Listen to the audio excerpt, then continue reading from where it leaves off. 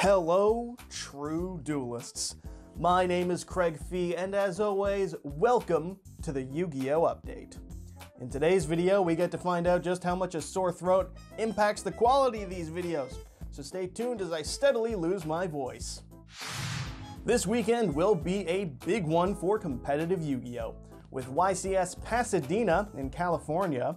That's California, United States, if you aren't aware, for all the other Californias that exist, taking place just days after the release of Magnificent Mavens. The Ishizu cards are being hyped as the next Tier 0 threat, and from what I've seen of duels involving the deck, I believe it. And if both Decades and MBT's tournaments are anything to go by, not only is Ishizu Tiers the best deck, but good God, the duels are the longest.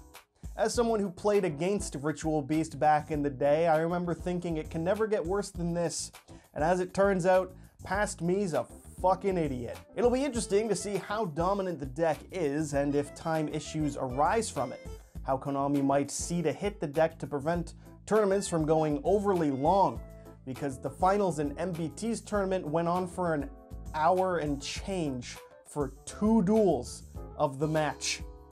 Praise Xenu, that was a 2-0, because I don't want to imagine how long it would be if you actually needed Game 3 in that scenario. It will also be hilarious if after all of this hype for this being the single greatest threat to Yu-Gi-Oh! We've had in years, if another deck were to win the event. Particularly if it was Mystic Mind Burn. I think that would be the funniest thing to happen ever. That would be the pinnacle of comedy. If that's the case, next week's update will probably just be me laughing for 4 minutes at the beginning of it. Still, we'll have to wait and see just how strong the deck is and low-key pray that it's so dominant that we get a Pepe 2.0 type situation because, well, I can't afford to play in this format at current, so The following weekend, we'll have YCS Dortmund in Germany, and Konami have announced a Team YCS for Las Vegas, Nevada on the weekend of February the 18th, 2023, as well as a remote duel YCS to take place the weekend of December 10th. That's very exciting news for me and my horrible internet connection. Not only do I stand a chance to lose to Tiers, but also to my internet disconnecting as well. The more opportunities to lose, the better my wins are. That's what I always say. And moving on to Magnificent Mavens, Mama is here, and the prices are known.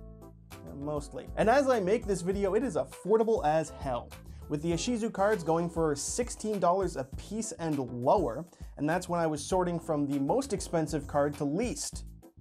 Evenly Matched is currently about $11.25, and both Triple Tactics Talents and Lightning Storm are below $10. All prices, of course, in USD, because as we all know, there's only one country on this earth, and it's America. Thank God for these prices, because my wallet desperately needed a break. That being said, there are still the Pharaoh Rare cards, of which there are a total of 18. And reportedly, the odds of getting one are about 1 per 2 cases of the US version, which in practical terms means 1 Pharaoh Rare for every 40 boxes of the set that you can buy.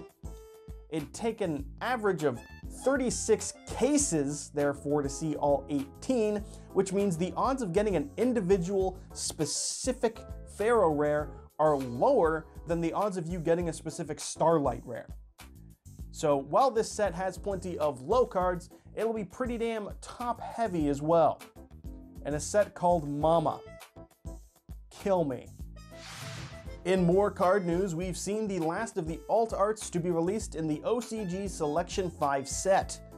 Super Dreadnought Rail Cannon Juggernaut Lieb is great because the amount of time it took me to say that name has given me more than enough time to have it appear on screen. And it's a different angle of the big train. Hooray! Yup, that's the same thing. The new Invoked Makaba art confirms that it is not the chariot that's the monster, but is instead this Diablo-looking dude, and is my personal favorite of the alt arts. I'm a simple man. I see cool-looking shit. I'm a fan. Sky Striker Mobilize Engage gets the emo version of the artwork and should still be banned again to cater to my own personal biases regardless of how little impact that deck is having on the meta. Dragon Maid Hospitality gets the new artwork of all the Dragon Maids working. And then there's Evil Twin Kiss-a-Kill, whose artwork has, much like Leela's before it, flooded my Twitter feed with way too much horny. And I say that as someone who's yet to mute Lofton TCG on Twitter yet. If you know, you know. This is, of course, a conspiracy on Konami's part, releasing this artwork at the beginning of, no, not November? Are you fucking serious? We're doing a No Nut November. We're that low on ideas, and the content's gotten that stale. We're doing a No Nut November joke. Good Christ, we need better, right? Now, on to the next one. Fuck this story, on to the next. In merch news, there was a bunch of neat trinkets revealed this past week. UK retailer Fat Mojo will be selling new plushies of Blue Eyes White Dragon, Red Eyes Black Dragon, and this definitely not a Dragonite because that's the winged dragon of Ra. They're pretty dope. But I will, of course, stick to this little Red Eyes plushie I've got right here,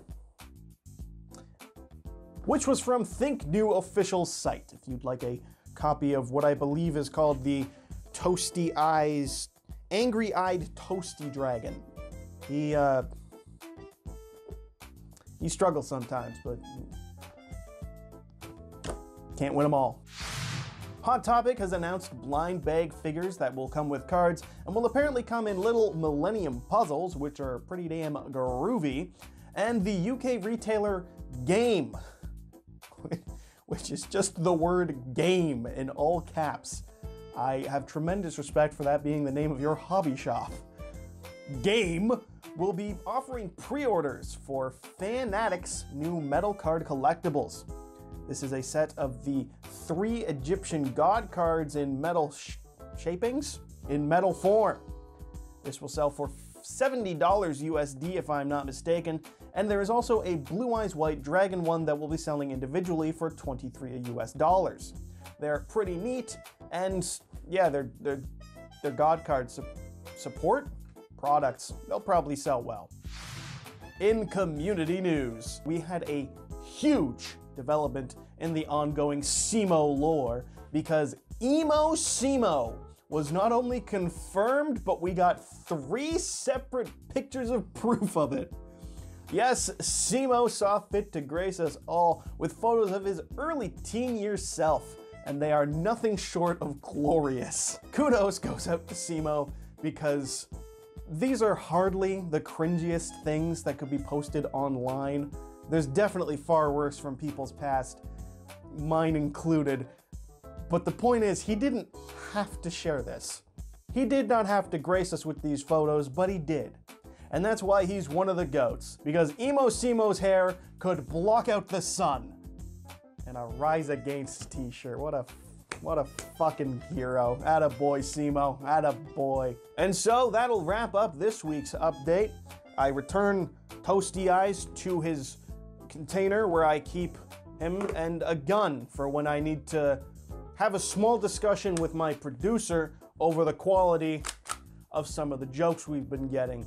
Still, that wraps it up for this week's update. As always, I'm your host, Craig Fee. Thank you for watching, and make sure you subscribe to Yugioh Strats for a smoking Italian wife, next week's update, and so you too can be a true duelist.